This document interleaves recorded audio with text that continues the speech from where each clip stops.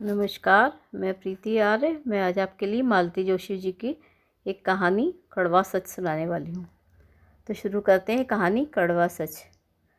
दूसरे मेहमानों के साथ जब रजनी ने भी अपना सामान बांधना शुरू कर दिया तो मैंने उसे आड़े हाथों लिया। ये कोई शराफत है? ये तो हुआ नहीं कि 4 दिन पहले से आकर मेरा हाथ बटाती। एन बारात चलने के वक्त महारानी टैक्सी से उतरी हैं और अब जाने के लिए भी सबसे पहले तैयार खड़ी हो। हद है, ऐसी कौन सी नौकरी है कि इसमें छुट्टी का प्रावधान ही नहीं है। छुट्टियां तो मेरी सबकी सब बकाया हैं, पर क्या मियाँ की याद आ रही है तो साथ लाना था। मैंने तो सपरिवार आने को कहा था। एक तो मुंह उठाए अकेली चली आई और अब नखरे दिखा रही हो। कोई टेलीफोन नंबर हो तो दे दो, मैं अभी कोकिल जी को फ़ोन लगाती हूँ। पागल हुई हो? ये कोई मेरी उम्र है उनके लिए बेसूरने की? मैं तो पिंकी के लिए जल्दी मचा रही थी। क्यों, उसे क्या हुआ? होना क्या था, एक आध बिटिया होती तो पता चलता। लड़की को घर छोड़कर आते हुए कैसा लगता है, तो उसे भी ले आती ना। मेरा बेटा तो बहन के लिए तरसता ही रह गया। यहाँ जो भी आई सब शादीशुदा थी, बस दिन भर अपने बच्चों को टांगे हुए पति के आगे पीछे डोल रही थी। दूल्हे के पास घड़ी भर बैठने की किसी को फुर्सत नहीं थी, ना कोई हंसी ना मजाक। सच, पिंकी आती तो रौनक आ जाती। नेहा को भी साथ हो जाता, उसके प्रैक्टिकल चल रहे हैं ना, इसीलिए तो साथ नहीं ला सकी। उसे लेकर आती तो फिर मुझे कोई चिंता नहीं थी। तुम जितने दिन कहती मैं रुक जाती। जैसे अब भी तुम्हारा चिंता करना फजूल है। घर पर पिंकी अकेली थोड़ी है, उसके पिता हैं, भाई हैं, फिर कैसी चिंता। वो एक कसैली सी हंसी हंसती। लड़कों का कोई भरोसा होता है?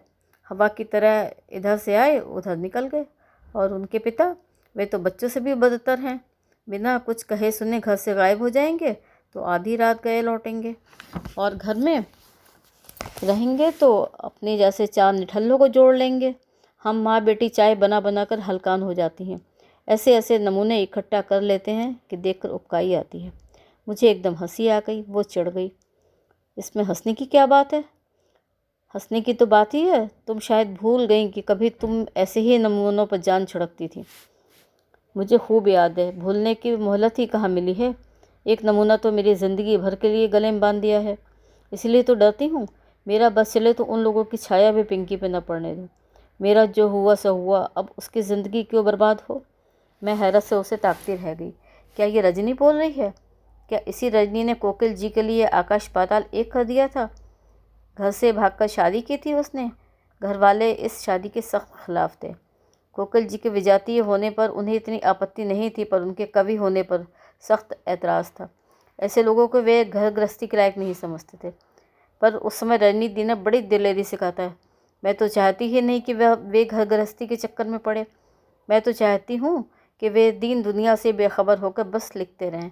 रही खर्च की बात, तो 2 आदमियों का खर्च ही कितना होता है, उतना तो मैं भी कमा सकती हूँ। आखिर मेरी डिग्री किस दिन काम आएगी। रजनी का वो तेज, वो दर्प कहाँ बिला गया। यह तो उस पुरानी रजनी की परछाई भी नहीं लगती, कैसी बुझ सी गई है। एक बात अच्छी हुई कि मेरे मनाने पर वो 2-4 दिन रुकने के लिए राज़ी हो गई। मुझे बहुत खुशी हुई। भीड़ भाड़ में ढंग से बात भी नहीं हो पाई थी। मुझे तो लग रहा था जैसे बरसों हो गए हैं, हम लोगों ने जी भर कर बातें भी नहीं की हैं। इंदौर तो मैं अक्सर आती हूँ, पर मेरा पूरा वक्त रिश्तेदारियाँ निपटाने में ही निबट जाता है। रजनी भी अपनी नौकरी, अपनी गृहस्थी में व्यस्त हो गई है। पहले किसी फुर्सत अब दोनों के पास नहीं है। इसके बावजूद जब कभी मिलना हुआ, हमेशा लगता रहा कि रजनी में अब पहले से वो ऊष्मा नहीं रही। सब कुछ बड़ा औपचारिक सा लगता। कोकिल जी भी अब पहले जैसे मस्त मौला नहीं रह गए थे। उनके ठहाके भी खोखले लगते थे। रजनी से मिलने के बाद एक अजीब सी उदासी मुझे घेर लेती है। लगता वो बहुत बदल गई है, पर फिर अपने मन को समझाती कि समय के साथ सब कुछ बदल जाता है। मैं ही क्या पहले वाली रह गई हूँ। सच तो यह है कि हमें अपने बुढ़ापे का पता अपने हम उम्रों को देखकर ही लग पाता है। फिर भी मुझे अच्छा लगा कि रजनी रुक गई है। शायद इस माहौल में हम ज़्यादा खुलकर मिल सकेंगे। रजनी का बिस्तर मैंने अपने कमरे में ही लगवा लिया था। सोचा था रात भर जमकर गप्पे होंगे, पर बिस्तर पर लेटते ही नींद आ गई। पिछले 8 दिनों में पहली बार मुझे ज़रा ढंग का बिस्तर मिला था। सब कुछ ठीक ठाक निबट जाने से मन पर कोई तनाव भी न था। थकान तो खैर थी ही, नींद आना स्वाभाविक ही था। रजनी भी बेसुध होकर सोती रही। मुझे तो मुंह अंधेरे उठना पड़ा। 2 दिन मेहमान जाने वाले थे जीटी से, पर रजनी 9 बजे तक सोती रही।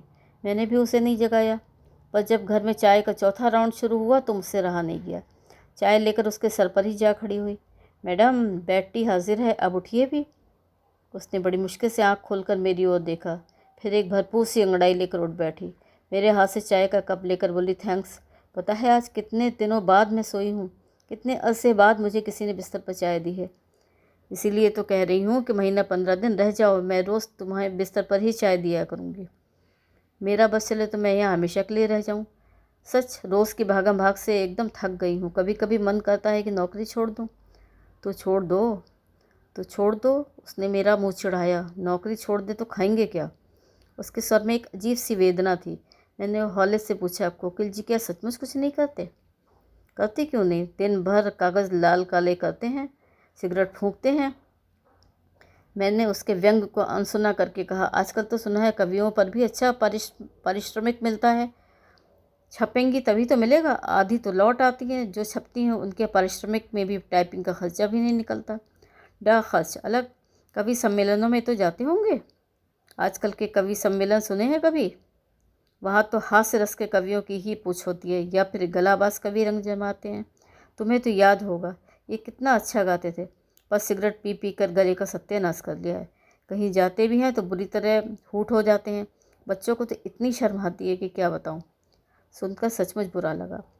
वे स्वप्निल दिन याद आए जब हम लोग रात भर जग जग कर कवि सम्मेलन सुनते थे। कोकिल जी तो उन दिनों धूम मचाए हुए थे, लड़कियां तो उनके पीछे दीवानी थी, जिसमें रजनी तो मीराबाई ही बनी हुई थी। कितनी तपस्या से, कितनी मुश्किलों से उसने गिरधर गोपाल को पाया था, पर उसका स्वप्न पुरुष आज उसके लिए खलनायक क्यों बन गया है? उसकी सतरंगी कल्पनाओं का महल खंडहर में क्यों बदल गया है? बुरा लगने की बात तो थी ही। रजनी मेरे यहाँ 3-4 दिन रही, पर ज़्यादातर वो सोती ही रही। लगा कि पता नहीं कितने दिनों की नींद पूरी कर रही है। शेष समय हम लोग बैठे गप्पे मारते रहते। एक दिन अचानक बोली, तुमने तो मुझे पीहर सा ही सुख और आराम दे दिया। मैं तो अब तक इस सुख से अनजान ही थी। आज पता चला कि बुढ़ापे में भी आँखों को पीहर याद आता है। उसकी बात केवल एक बात ही नहीं थी, व्यथा का पूरा दस्तावेज थी। मैंने तरल होकर पूछा, रजनी, क्या अब भी वे लोग तुझसे नाराज़ हैं? मैं तो सोच रही थी कि इतने सालों में सुलह हो गई होगी। सुलह कहाँ से होनी थी? इतने दिनों तक जब तक अम्मा बाबूजी नहीं पसीजे तो उनके बाद तो सवाल ही नहीं उठता। भाइयों के पास अपनी गृहस्थी है, अपनी जिम्मेदारियां हैं। कोई बात नहीं, मैंने जैसे उसे सांत्वना देते हुए कहा। तुम्हारा जब जब पीहर जाने का मन हुआ करे तुम मेरे यहाँ चली आना। हाँ, सो तो अब आना ही पड़ेगा, पर एक बात है, अब मैं तुम्हें अपने यहाँ कभी बुला नहीं पाऊँगी, बहुत संकोच होता है। क्यों? मेरे यहाँ ना ऐसा बंगला है, न गाड़ी, न नौकर चाकर। पागल हुई हो? ये सब क्या मेरा अपना है? ये सारा वैभव तो सरकारी नौकरी का प्रसाद है। जब तक नौकरी है ये ठाट है। वैसे हमारी औकात तो तुम जानती ही हो। याद है हमने अपनी ज़िंदगी 1.5 कमरे के दड़वे से शुरू की थी। याद है, उन दिनों मुझे तुम पर बड़ी दया आती थी। तुम्हारी शादी मुझे बड़ी ही अनरोमांटिक लगती थी। रोमांस को लेकर मेरी कल्पनाएं बड़ी ऊंची थी। अच्छा, मैं घर से एकाएक क्यों भाग गई जानती हो? कोकिल जी के लिए तो। हाँ, घर तो उन्हीं के लिए छोड़ा था, पर ऐसी हड़बड़ी में शादी करने का पहले से कोई इरादा नहीं था। पर उन दिनों मेरी एक जगह शादी की बात चल रही थी। शायद मेरे लक्षण देखकर बाबूजी ने मुझे जल्दी से विदा करने का फैसला कर लिया था। लड़का बैंक में क्लर्क था। उसी रोज़ वे लोग मेरी गोद भरने आ रहे थे। एकाएक मुझे जैसे इल्हाम हुआ कि मैं किसी क्लर्क की बीवी बनने के लिए पैदा नहीं हुई। मेरा जन्म तो महाकवि की पत्नी बनने के लिए हुआ है। इतनी सी बात मन में आई और मैं चल दी।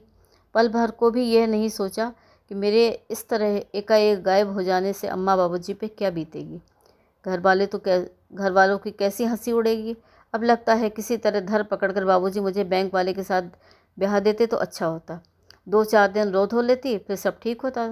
कम से कम ज़िंदगी की फसीहत से तो बच जाती। छी रजनी, ऐसा नहीं कहते। मैंने उसे मीठी सी झिड़की दी। अतीत को लेकर इस तरह सोचोगी तो तुम अपने वर्तमान को भी दूभर बना लोगी। और ये तुम्हारा भ्रम है कि तुम उस शादी से सुखी हो जाती। आज तुम अपनी मर्ज़ी की शादी करके मोह भंग का दुख झेल रही हो।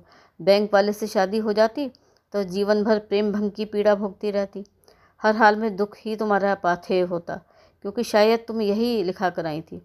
रजनी फटी फटी आंखों से मुझे देखती रह गई। शायद मैं बहुत कड़ा सच बोल गई थी, जिसे गले में उतारना उसके लिए बहुत कठिन हो रहा था। नमस्कार फ्रेंड्स, तो ये थी आज की कहानी।